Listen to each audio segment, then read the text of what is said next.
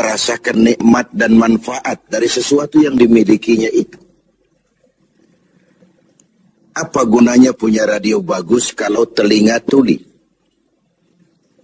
Apa gunanya punya sepatu mahal kalau tidak punya kaki?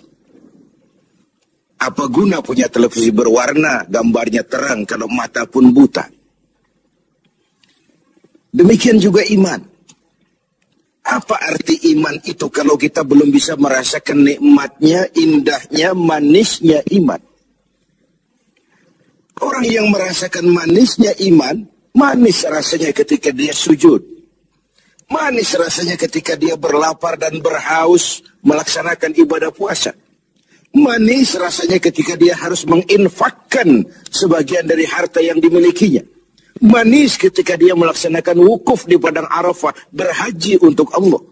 Manis melaksanakan apapun yang menjadi tuntutan dari nilai imannya itu. Untuk bisa merasakan nikmatnya, manisnya, indahnya iman, Rasulullah Sallallahu Alaihi Wasallam mengajarkan kepada kita salasun, man kunna fihi wajada halawatal iman. Ada 3 perkara. Siapa yang mempunyai 3 hal ini, 3 perkara ini, ia akan bisa merasakan manisnya iman, indahnya iman, nikmatnya iman. Apa yang 3 itu? Pertama, ayyakuna Allah wa rasuluh ahabba ilaihi mimma siwahuma. Seseorang yang cintanya kepada Allah dan Rasulnya di atas segalanya.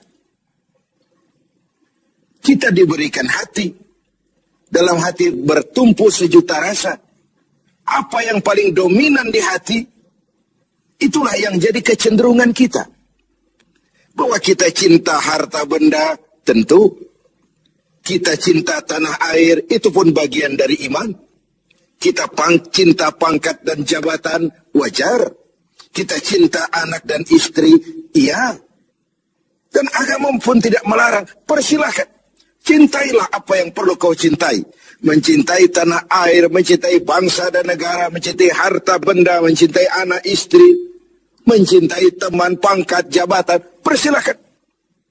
Tapi kan cinta kepada alam dan seluruh isinya dibatasi oleh kesadaran.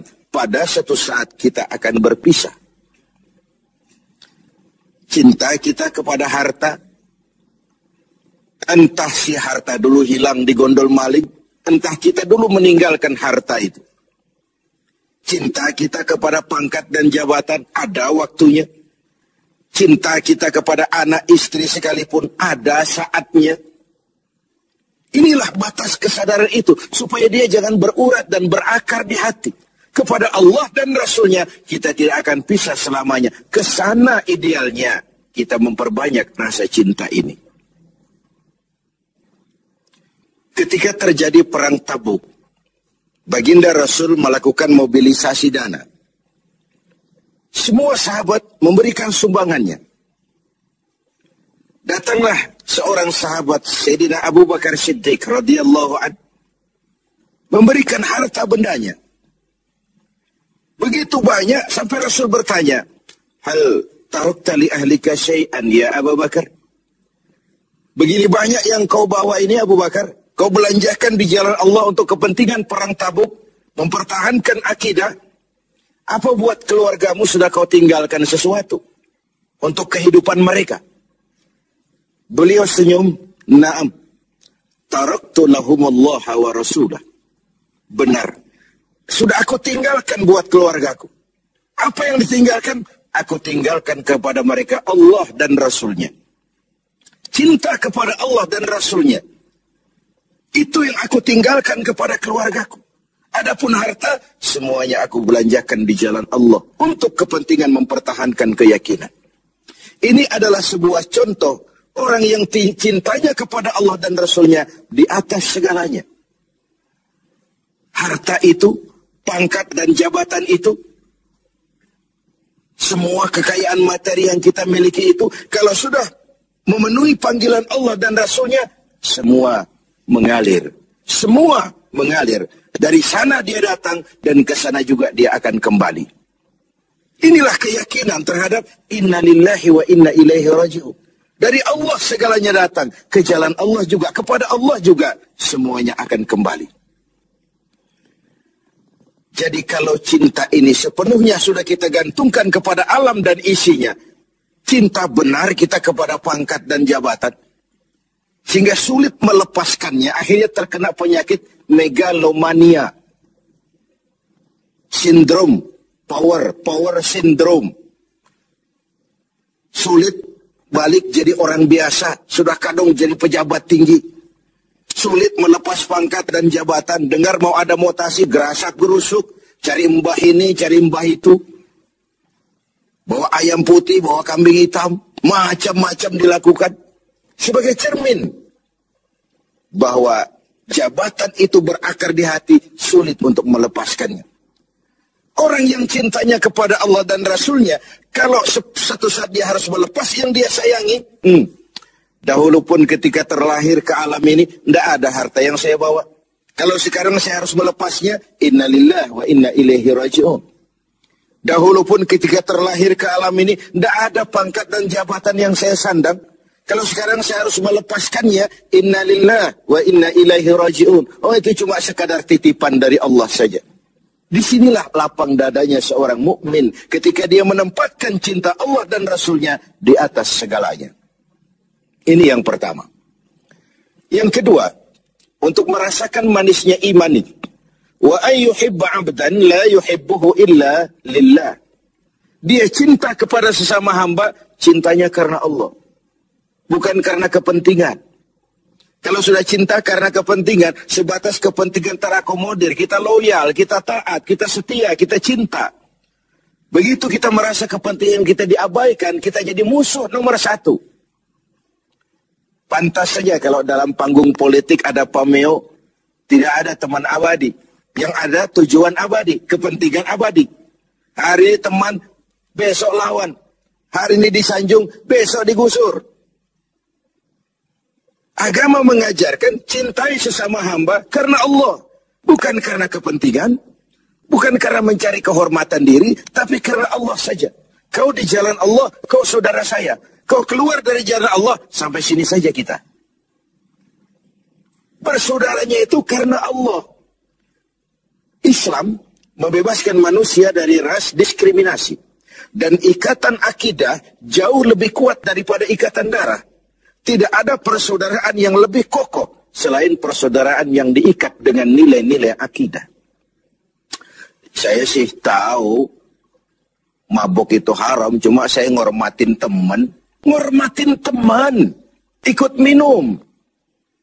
Saya sih tahu judi itu haram, cuma diajak saya nggak enak sama teman. Ngormati teman, mengorbankan keyakinan.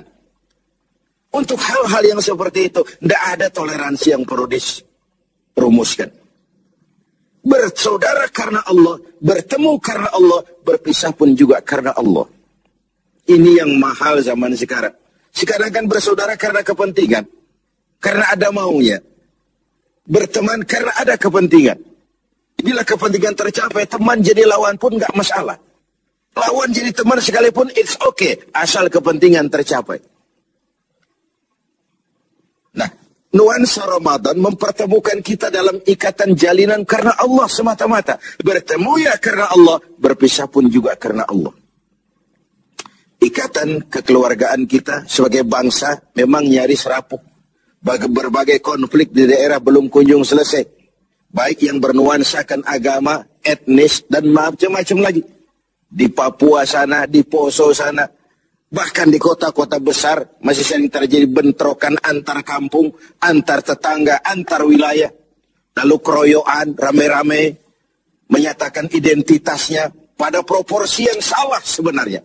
Bertemu karena Allah.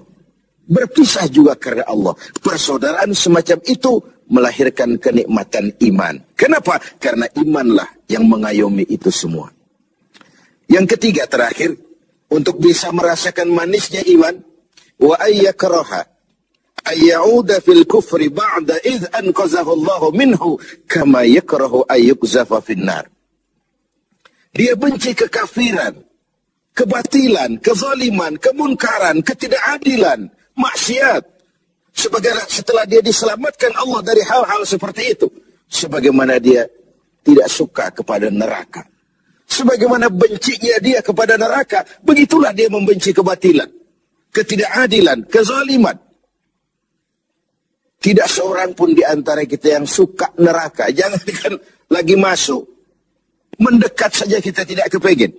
Seperti itulah harusnya sikap kita menghadapi kemunkaran, kebatilan, kezaliman, ketidakadilan. Bukankah Rasul mengisyaratkan, kalau kamu melihat kemunkaran, ubah itu dengan tangan. Kalau tidak mampu, dengan lidah. Kalau tidak sanggup, dalam hati. Setidaknya jangan join dengan kebatilan dan kemunkaran. Mengubah sebuah kemunkaran dengan tangan, itu simbol dari power. Siapa yang punya power? Penguasa. Tugas penguasa itu. Yang punya pasukan, punya senjata, punya dana, punya sistem, punya strategi untuk memberantas kemunkaran. Ada yang memberantas kemunkaran dengan lidah, dengan bicara. Para ulama, para mubalik, para kiai, para wakil-wakil rakyat di DPR sana. Mencegah yang munkar dengan lidah, bicara. Sampaikan apa yang menjadi aspirasi rakyat. Ada yang dalam hati saja, ini biasanya rakyat banyak. Bicara enggak didengar, kadang juga takut akibatnya, dalam hati saja. Setidaknya tidak join dengan yang namanya kemunkaran. Karena ketika yang ma'ruf berjalan, yang munkar juga berjalan, sama-sama berjalannya, lalu hukuman datang kepada yang munkar ini, yang ma'ruf pun akan terkena juga dampak dan akibatnya. Inilah makna pernyataan Quran, wattaqu fitnatan la tusibanna allazina zalamu minkum khassah. Takutlah musibah, bencana yang kalau datang tidak hanya menimpa orang-orang yang zalim di antara kamu, yang baik pun akan terkena juga dampaknya. Karena itu setiap kita mempunyai kewajiban moral untuk menjaga kemaslahatan umum secara